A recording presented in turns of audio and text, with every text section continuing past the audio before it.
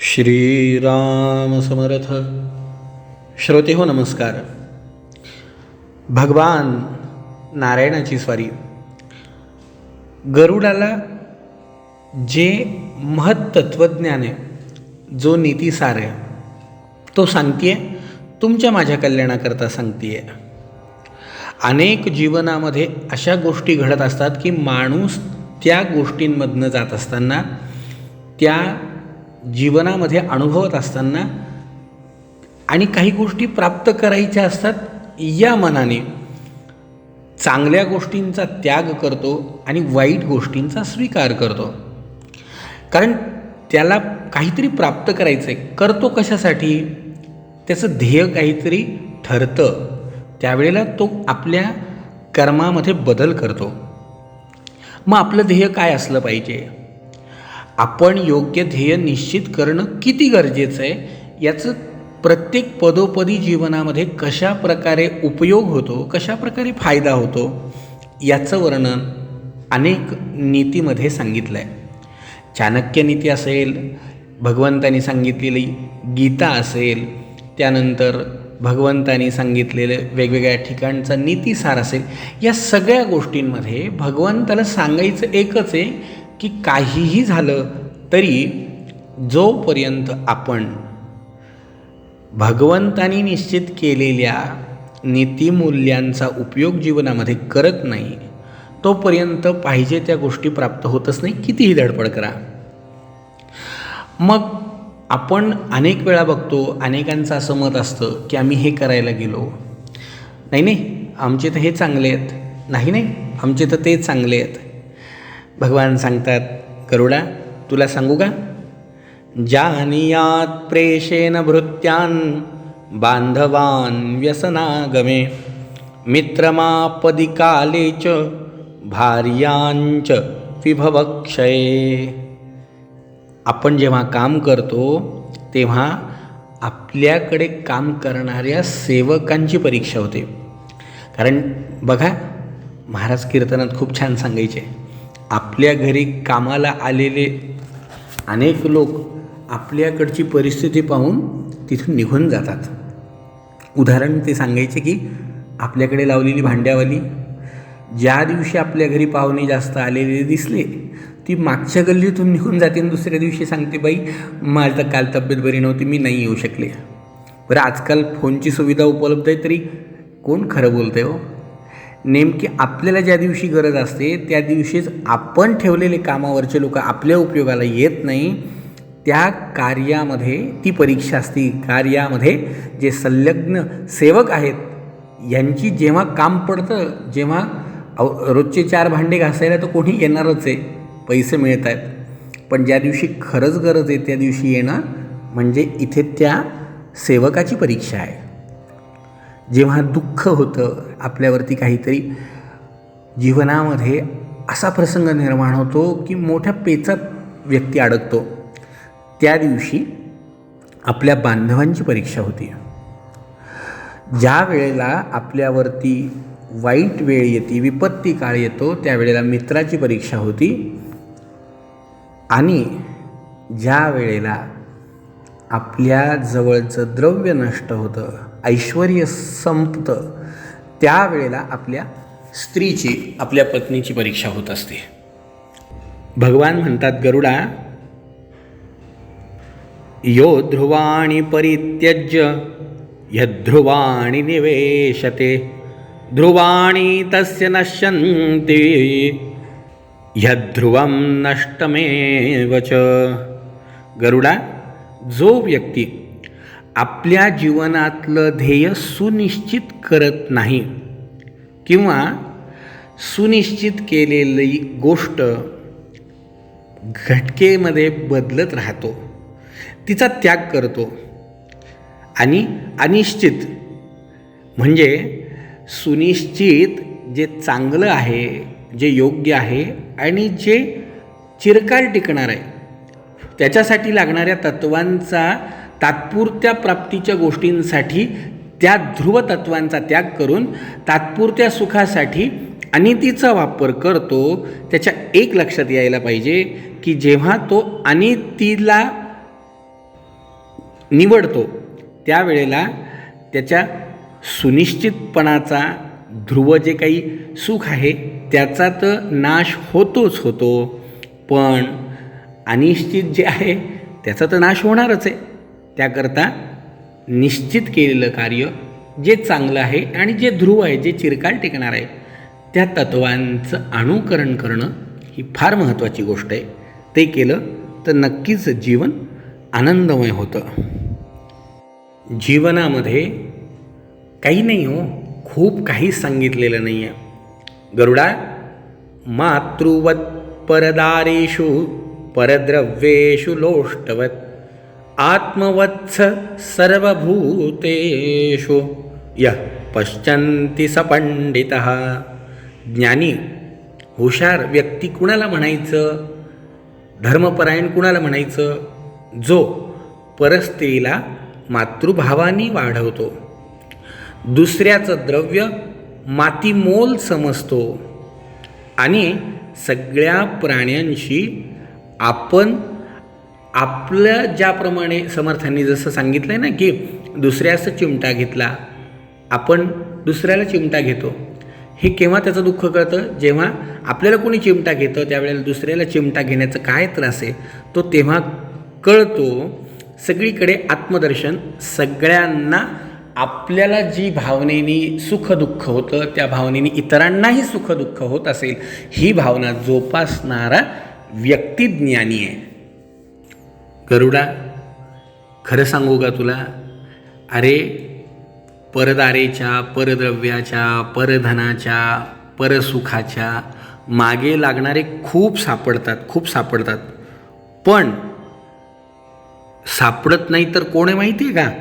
निरालस्या सुसंतुष्टा सुस्वप्ना प्रतिबोधकाः सुखदुःख समाधीरा भृत्या लोकेषु दुर्लभाः. हे बघ, दुर्लभ व्यक्ती आहेत कोण? निरालस्यः, जे कधीच आळस करत नाही, कधीच नाही. बघा, काही काही लोकांच्या आपण जीवनाची एक वागणूक बघतो ना, त्यांचं 12 महिने जे ठरलं आहे ते ठरलेलं असतं. त्यांना कधी काही सांगा, कधी कधी बघा आपण एखाद्या 70 वर्षाच्या व्यक्तीलासुद्धा आपण जर कधी सांगितलं की एवढं काम करता का, चटकन दिशी तयार होतो. हे लक्षण चांगलं आहे, या लक्षणाचे लोक लवकर मिळत नाही. काही लोक सतत संतुष्टात असतातच हो. भगवंतानी पण पार्थालाही ते सांगितलं की पार्था संतुष्टम सततम योगी. संतुष्ट असणं ही सगळ्यात महत्त्वाची बाब आहे. आज आपण बघतोय काय नाही हो, बसायला गाडी आहे, खिशामध्ये पैसा अमाप पडलेला आहे, असे रोज बाहेर फिरतायत, बाहेर खातायत, रोज नवनवीन ही गोष्ट विकत घे, ती गोष्ट, सगळं करणारे लोक आहेत, नाही असं म्हणत नाही मी. पण संतुष्ट जे मिळतंय त्याच्यामध्ये जास्त पाहिजे या भावनेनी जीवनाची मिळालेल्या श्वास, हा प्रत्येक श्वास इतका अमूल्य आहे की तो कशासाठी खर्च केला पाहिजे. अहो, पैसा खर्च करण्याचं नियोजन करणारा व्यक्ती हुशार असेल नसेल माहीत नाही, पण आपल्या वेळेचा सदुपयोग करणारा व्यक्ती हा नक्कीच आपल्या जीवनाची यशस्वी वाटचाल करतो. कारण अमूल्य तर सगळ्यात पहिल्यांदी वेळ आहे. मग जो संतुष्ट आहे, कायम संतुष्ट राहतो, तो दुर्लभ आहे. जो अनिद्रा, रोगाने रहित आहे, सदा सावध राहतो. सावध, समर्थांच्या जीवनामध्ये सुद्धा सावध या शब्दाला फार महत्त्व आहे. बघा, समर्थांनी 2 शब्दांना आपण मागे पण बोलता ऐकलं की एक म्हणजे विवेक आणि दुसरं म्हणजे सावध. प्रत्येक ठिकाणी समर्थांनी सावधान या शब्दाला महत्त्व दिलं आहे. डोक्यावर अक्षत पडल्यापासून ते अगदी प्रत्येक ठिकाणी आपल्यालाही सावध करतात. समर्थांचं एक पद प्रचलित आहे, सावध सावधान वाचे बोला राम राम. लोक हो सावध व्हा, भगवंताचं नाव घ्या. ते म्हणतात सावध का व्हा? कारण त्यांनी ती 100 वर्षात आपण काय करतो, 100 वर्ष आयुष्य मिळत तर नाही, पण समजा 100 वर्ष आयुष्य मिळालं तर आपण काय करतो? 10 वर्षे बालपण, 20 वर्षे तारुण्य, 10 वर्ष बालपणात जातात, 20 वर्ष तारुण्यात जातात. अंगी संचरला मदन, मग कैसे राम राम. कशाचं राम राम नाही. तिसाची होता भरती, 30 वर्ष पुत्रदाराती प्रियती, बायकोची मुलाबाळांचं याबद्दल निर्माण झालेली प्रीती, उत्पन्नाची पडली भ्रांती.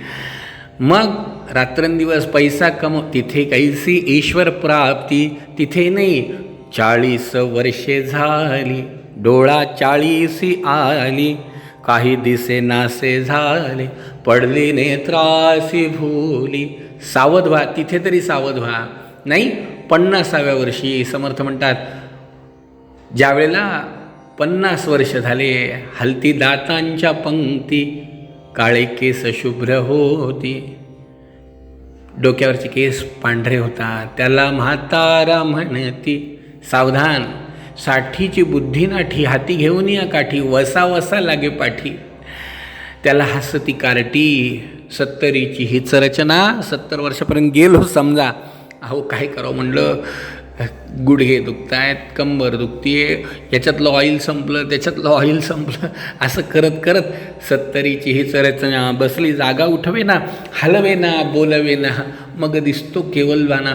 विचारतायत आलेले लोक, का हो जेवण नाही झालं का? म्हणलं पोटभर जेवतो, झोप लागत नाही. मग झोपलेलं, मग झालं काय तुमचं तोंड एवढंसं का दिसतं? आता दिसतं कशामुळे? 70ची हीच रचना. बसली जागा उठवे ना, हलवे ना, बोलवे ना, मग दिसतो केविलवाणा. 4 विसा मिळून 80. समर्थ म्हणतात, 4 विसा मिळून 80, जैसी जळाविन मासी, तैसा जीव कासावीसी. काय करावं? जीवनामधली ही गती. 90 वर्ष झाले, 90 जगला समजा, बोलवे ना एक शब्द.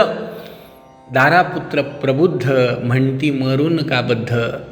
अहो सगळेजण म्हणतात, खरं देवानी ना मरण आपल्या हातात द्यायला, ज्या दिवशी वाटलं त्या दिवशी जाता आलं पाहिजे होतं, आणि ज्या दिवशी वाटलं त्या दिवशी येता आलं पाहिजे होतं. असं माणूस म्हणतो, किती अवघड गोष्ट आहे. मग 90 वर्षांची ही अवस्था. समर्थ म्हणतात, शतमान पुरुष झाला, झाला परिवाया गेला, रामदास याची बोला, वेगी सावध झाला. 100 वर्षाच्या आयुष्यात माणूस सावध होईल की नाही याचा भरोसा नाही. म्हणून आजच सावध व्हा. सावध ह्या शब्दाला महत्त्व आहे. समर्थांनी महत्त्व दिलंच आहे, पण भगवान गरुडाला सांगतायत की गरुडा, जो जीवनामध्ये निरालस्या, सुसंतुष्टा, सुस्वप्न प्रतिबोधका, जो कायम सावध आहे तो, आणि आपली सावधता, आपल्याजवळचं ज्ञान इतरांना देतोय तो, जो सुख आणि दुःखामध्ये सारख्या जीवनाची वाटचाल करतो, तो जो धैर्याने जीवन जगतो. अहो सुखामध्ये तर कोणी, सुखामध्ये सगळेच जण आनंदात असतात, दुःखामध्ये आनंदी राहणारा स महात्मा सुदुर्लभा, हे लोक दुर्लभ आहे. एक सांगू का गरुडा? यस्मिन् वयसि यत्काले यद्दिवा यच्च वानिशि यन्मुहूर्ते क्षणे वापि तत्तथा न तदन्यथा. जी गोष्ट ज्या अवस्थेमध्ये, ज्या वेळेला, ज्या दिवशी, ज्या रात्री, ज्या मुहूर्तावर, ज्या क्षणी सुनिश्चित केलेली आहे, ती त्याच क्षणी होणार आहे.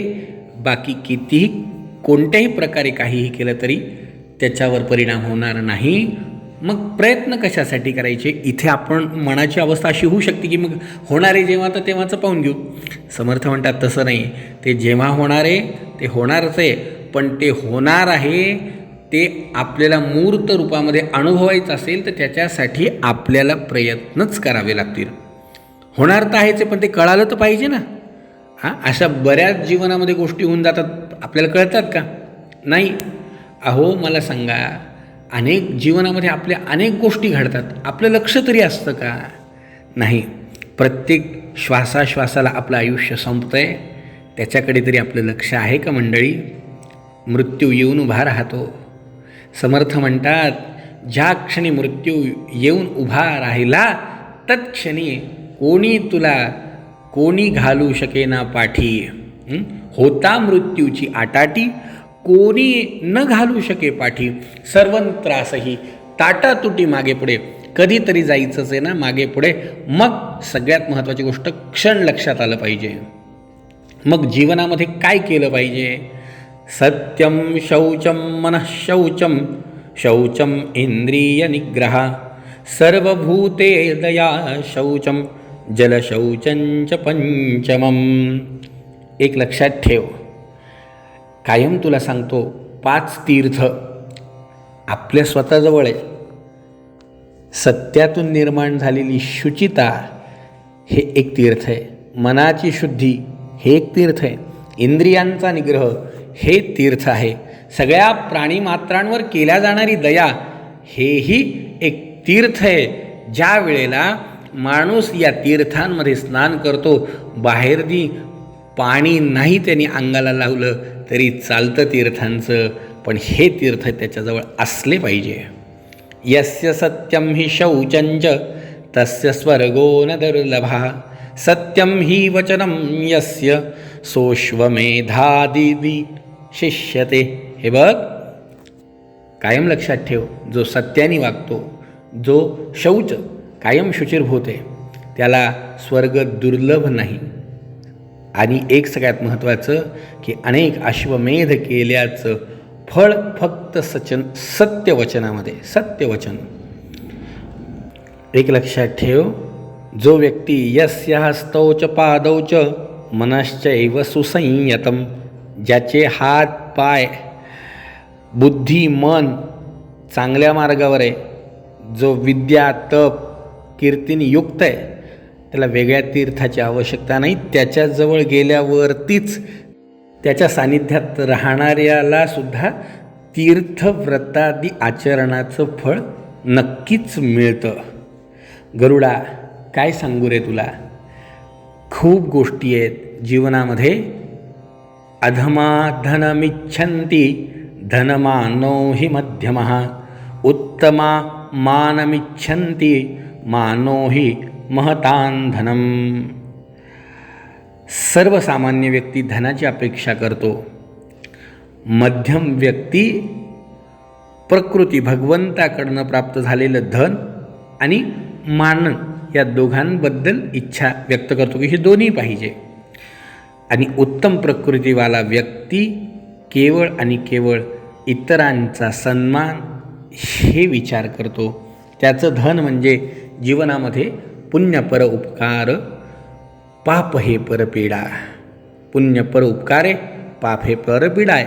हे विशेष त्याच्या जीवनाची गती आहे. एक सांगू का गरुडा तुला, फार महत्त्वाची गोष्ट. काही गोष्टींशिवाय प्राप्त होत नाही हे खरं आहे.